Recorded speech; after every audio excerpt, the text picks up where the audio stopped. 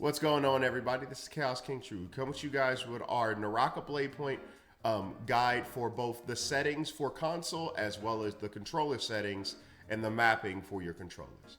Of course, we've been talking about this for a little bit, so we finally got to come out with the guide. Of course, if you guys like this type of content, make sure you like and subscribe. Hit that notification bell, that way you guys can see when all of my content comes out. And beside that, let's go ahead and hop right into this. All right, so this will be an in-depth guide to the settings and the controller mapping. Of course, the goal of this is to make sure you all have the logic behind why we do what we do. I will be skipping over a lot of the parts that have to do with PC because I do play on a PC, so the graphical settings and things can be adjusted appropriately to give you better frame rate, but I won't be going over that today. Someone you can actually check out who did a real good guide on for PC is actually Trago. I'll pop his video right here. Thank you. And you guys can check that out for all my PC guys who are looking for PC settings. He has a really good guide to tell you how to maximize your settings while playing on a low-end PC. And as we all know, Trago's a go. But enough shout out to the homie. Let's go ahead and hop into this. So, of course, when it comes to the audio settings, a lot of this is pretty much how you kind of want to play the game. I do turn my volume chat off as well as my mic volume all the way off. The reason I do that is because I really don't talk in voice in game. If you want to talk to people, it's perfectly fine. It's personal preference. I do, however, recommend turning off the background music in the game, just all of it. There's no real reason for the music in the game, beside if you just like to listen to it. Of course, if you're just playing and you actually enjoy the music, keep it on.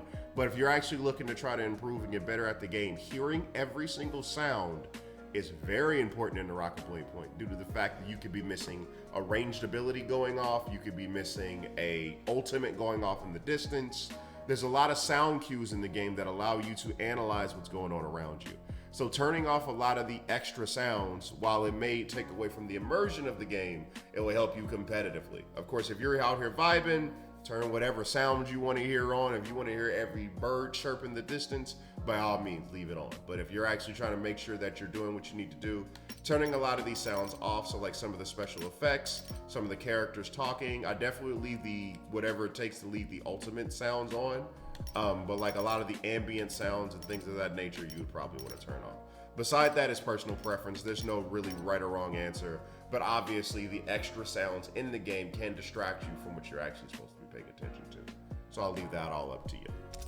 Now, the real thing we're here for is the gameplay settings. So the gameplay settings, this is where the meat and potatoes of this video is going to come from, beside the mapping. Changing a lot of these settings is going to change the way your game runs and the way you work within the map of the game. So we're going to start off with the grappling hook aim assist. So I always like to leave this on. The biggest reason that I do that is because it does help you catch people when they're trying to run away, especially on controller, because it will actually guide your grappling hook to the individual if it's close enough. On mouse and keyboard, sometimes people do turn this off because they'll try to lead the grappling hook. So if somebody's moving relatively quickly, they'll try to lead it because sometimes the aim assist will not catch. 98% of the time, it's not going to really be that deep for you. But if you really want to aim that thing, then turn this off. But I usually leave it on. I don't really see a reason for it. When it comes to controller, you could have it on aim grappling hook aiming. You can have it to switch, hold, toggle, whatever the case may be. I leave it on switch. Just feels better for me personally. I know people that run different settings on this one. This is not a make or break. Find out which one works best for you and then go from there. The grappling hook shot. So I always have it on auto aim. I don't like to have it on toggle, and I definitely don't like to have it on double tap. I leave everything on auto aim for the grappling hook. Just let that thing fly. Like I said, 98% of the time, you're not going to be leading someone with a grappling hook. And if you are, then you can make your personal preference if you really need to do that or not. But I like to leave it on auto. It's just how I like to roll. Basically, when I release the grappling hook with the RT, it just auto aims, connects where I need to connect, and I go after the person, or it automatically goes to the tree or the wall. Just makes the game easier. Unscoping grappling hook. So I leave mines on auto. So turning off automatically after each shot. So what that does is whenever I throw the grappling hook out, it makes it not zoom in anymore. which I like it not to zoom in, because when it zooms out, it allows me to, while I'm flying through the air, to look around and see who's around me, which also airwalking comes into play as well when you do that. Hovering in the air and surveying while you're above everybody can really help you in a lot of situations. And while you're flying through the air, it could help you look behind you to see if somebody's chasing you or not. So you can kind of plan your next move. So I always turn this off. Some people may have it on manual, where it keeps it after the shot fails, but I like to let it zoom out. I don't like being locked into place when I'm looking where I'm going in Naraka, because of the fact that you will die so quickly by not seeing someone, and you're like, wait, I didn't even see him come. Like, I'm pretty sure some of you have already experienced that, and if you haven't, you will soon. The next setting we're gonna go over is the melee aim assist. This is in my opinion, this is must have. Okay, so aim assist plus camera shift. So the big thing about this is that with mouse and keyboard, one of the big things that they have that controller players are gonna have a problem against is the fact that they can flick. Anybody that don't know what a flick is, basically they can take their mouse, and because their camera moves at the speed of light, when they move their mouse, they can basically turn around in a split second and be on you, especially if they've worked on it and they're good. A lot of people see this in shooting games when somebody like Shroud will flick and headshot somebody, whatever the case may be. No different in Naraka Bladepoint. Now, this setting allows you to, once you start going into melee combat, it will turn your camera based off where your aim assist is going. So this will actually allow you to have a flick capability without turning your sensitivity to God levels of sensitivity, which I don't know about y'all. I can't play like that. Some people can. If you can, more power to you.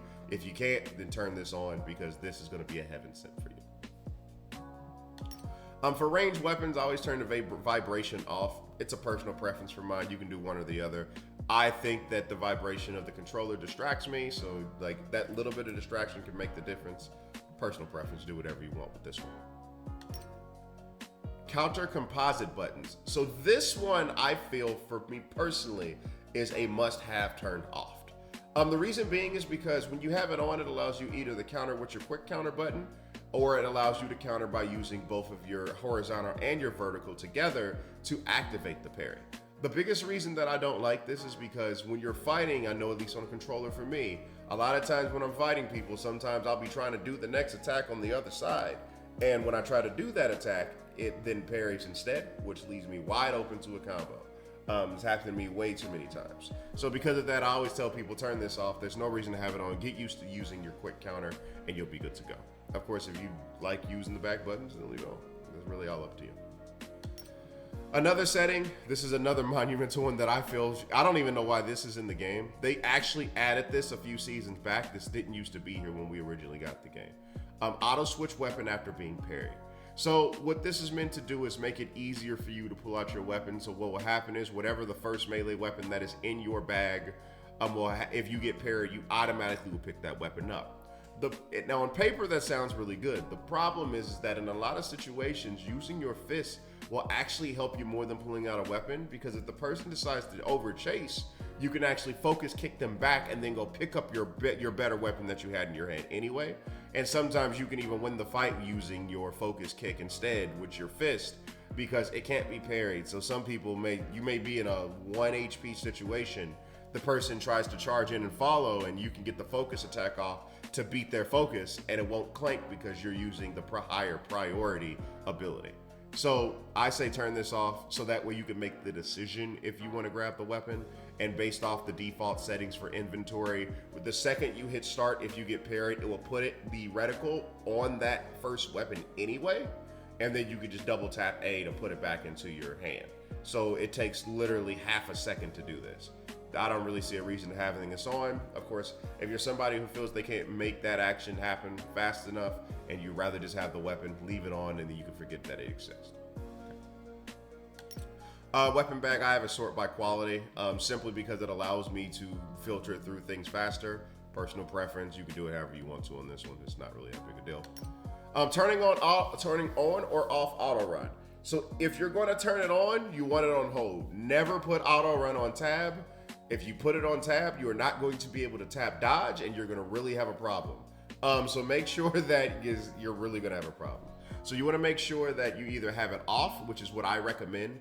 There's really not a lot of reasons where you have to auto run, and wherever you are auto running, you can just hold up on your left stick. There's no reason for you to have to hold the button and walk away. Because you're gonna say, oh, I'm gonna use the bathroom real quick. By the time you get back, you'll probably be dead. Just to be honest. So turn it off. It's not really worth it. Unless you want it on. If you want it on, hold it on. For all of these, so evase jump, tree climbing, beam jumping, and wall walking, you want all of these to be on tab. None of these should ever be on hold for any reason at all. The biggest reason is because this is where a lot of the movement comes from in Naraka Bladepoint, being to jump between trees and beams and off walls and across walls and things of that nature. So by putting it on hold, you're actually literally slowing down your movement. You may need to jump to a tree, jump to a three, grappling hook, and then scale rush away. You won't be able to do that having a hit hold. So I highly recommend, literally, there's no reason for put this on hold. They should just take the setting out and like put the coding elsewhere if you want to ask me. Beside that, this right here, this is one of the most, I don't know why this is even an option, but this needs to be turned on at all times. Ceiling interaction allows you to interact with the ceiling and hang from the ceiling without using a grappling hook. You literally could run up the wall and just jump onto the ceiling. So as simple as that sounds, there's a lot of mechanics in the game, like activating the Falcon statue in Holoroth that has you the ability to get the red armor, or even hiding from someone. Like if you're trying to run from someone and you dip off into a house, you using your grappling hook to get to the ceiling will give them the sound alert that you just used your grappling hook and where it was at. Where if you just run up the wall and jump onto the ceiling, they might not hear that and they may just run past you. There's a lot of other variants of why you want to do this. There's so many more. There is no world where grappling to a ceiling is necessary, and you can still do that with it on anyway. So turn this off, turn this on, leave it on, don't ever turn it off. You're griefing if you do. Okay. Beside that, the rest of the settings again are kind of preference, battle, button tips, stuff like that. It's really kind of up to you how you want that to be. If you want to turn the button tips off, you can, but I mean, it just shows that little thing in the upper left-hand corner of how to do certain movements. You can turn it on or off. It's really all up to you.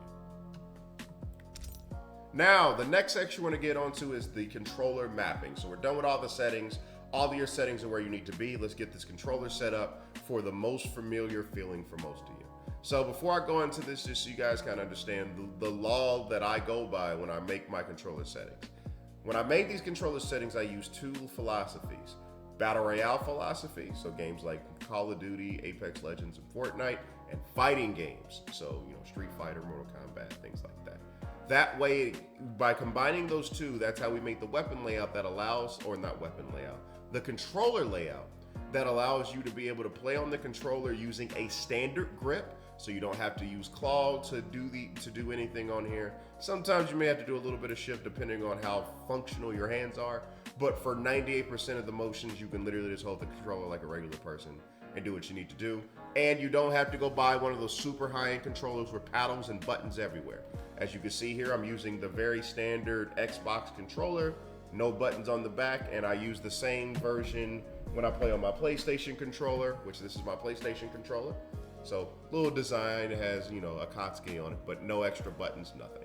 I pay way too much for the design though. But I wanted to make this for that. Of course, if you have extra buttons and paddles, you can further customize this button layout to your liking or whatever the case may be. But this is what I recommend for all players to get that movement out.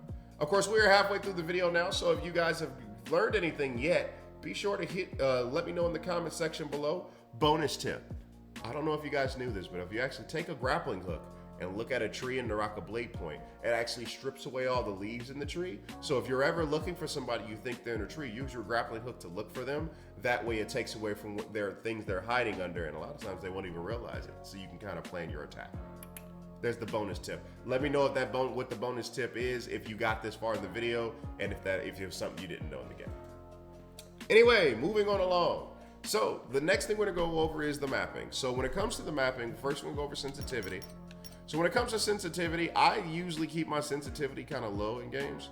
I don't like the fast turning. It just makes me lose track of things. So as you can see here, for most of my sensitivity, I have everything on normal.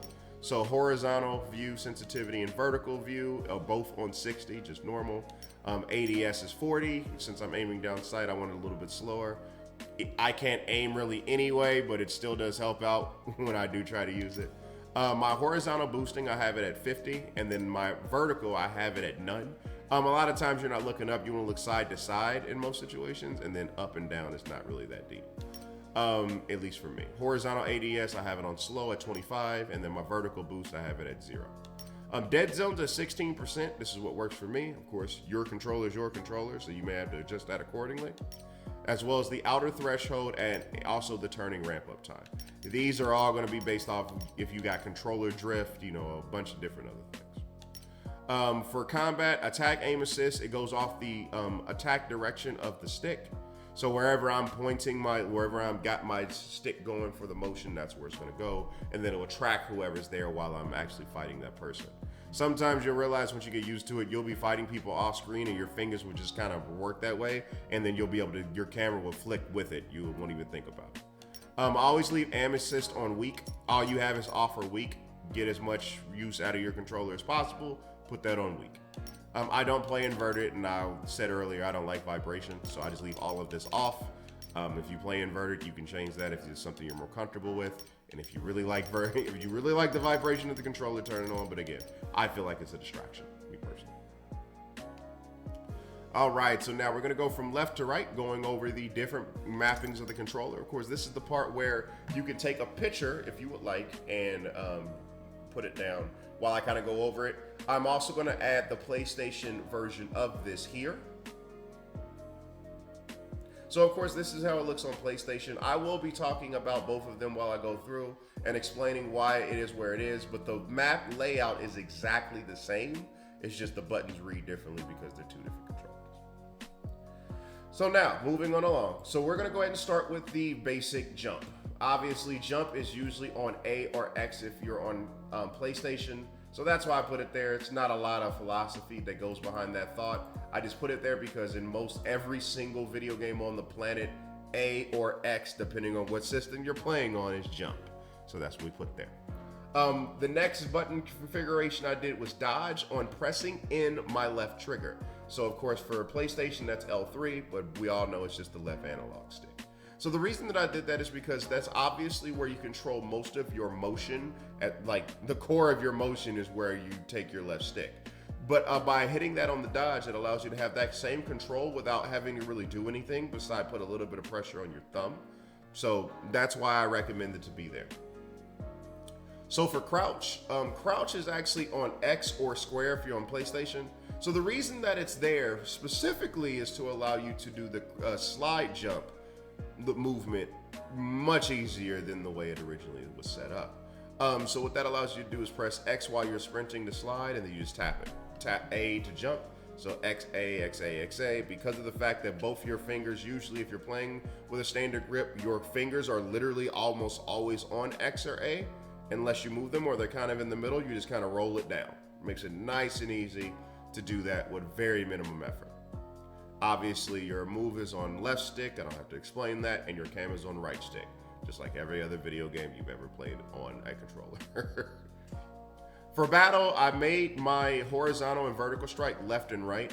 I don't know, I think they changed this in the default settings, so now this may be default. Originally, it was not. And the biggest reason I did that is, so number one, a lot of the guides that you will find on YouTube or anywhere are PC players that use left mouse button, right mouse button to do their combos. So you can basically kind of use that same logic when you're playing on your controller, left being left, right being right, to learn the combos and make it easier.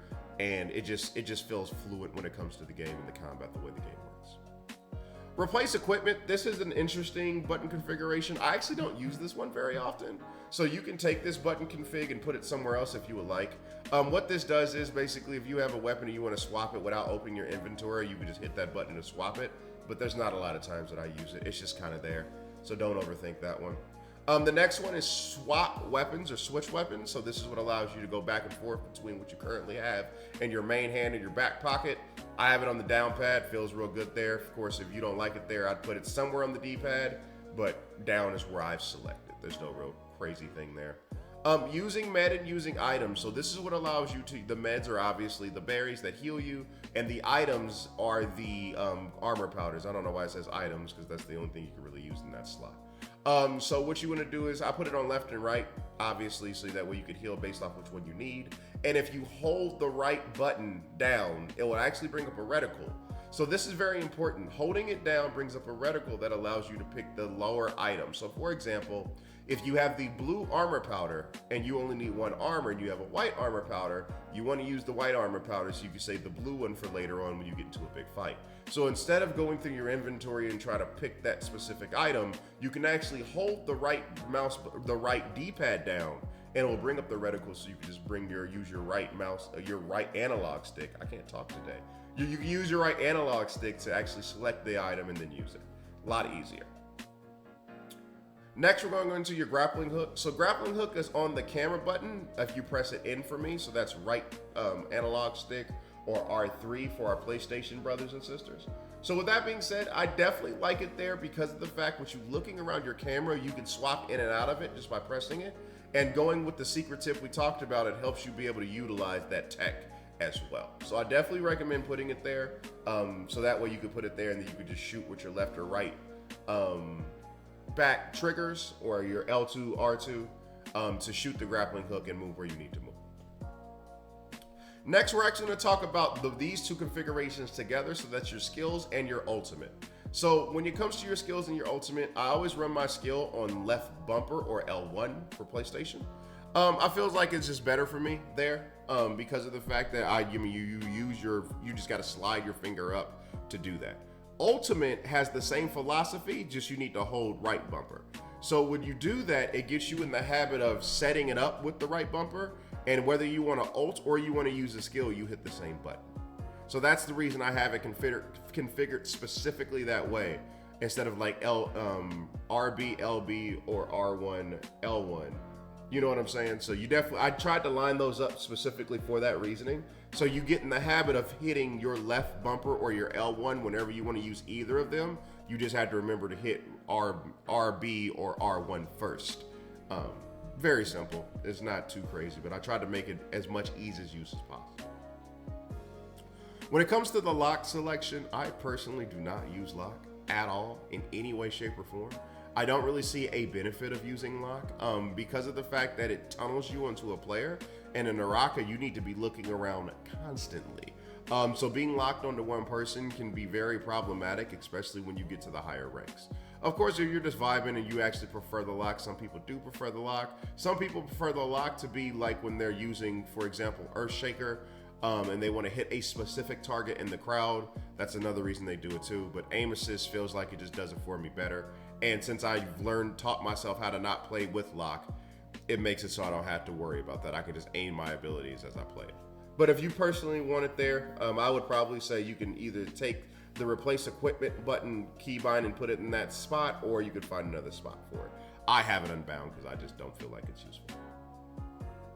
When it comes to range, it's pretty self-explanatory. It's just like every other shooter on the planet. Left trigger is how you aim, right trigger is how you shoot.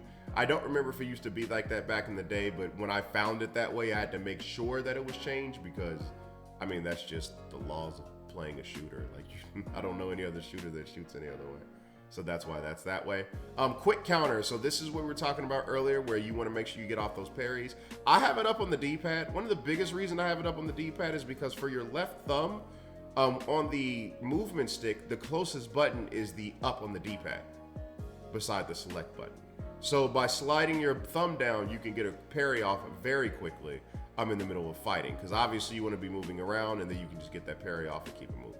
So that's my own personal preference. I feel like that's the best D-pad button to have it on. But of course, if you have it somewhere else and you feel like it's better wherever you need it to, do whatever you need for your own comfort. Lastly, the last four mappings we have are basically just kind of like this utility of the game. Select, for both games, I believe is still called Select on Xbox as well. It's how you open up your map. Pretty self-explanatory. Don't really need to go into that. I put Y, or for PlayStation, that's triangle, as my mark or ping button. The reason being is because of Apex and Call of Duty. I think even Fortnite has this. I haven't played Fortnite in a long time. That's where your ping button's at. So we just put the ping button where the ping button's supposed to be. Pretty self-explanatory. Start opens up your bag like any other inventory in most games, so nothing to really go over there. And then the final button I have is B or circle for pick up, repair weapons. Of course, this is your reload mechanic, so it allows you to reload your durability on your weapons or reload your weapons if they're ranged. Same reasoning as I put ping on Y.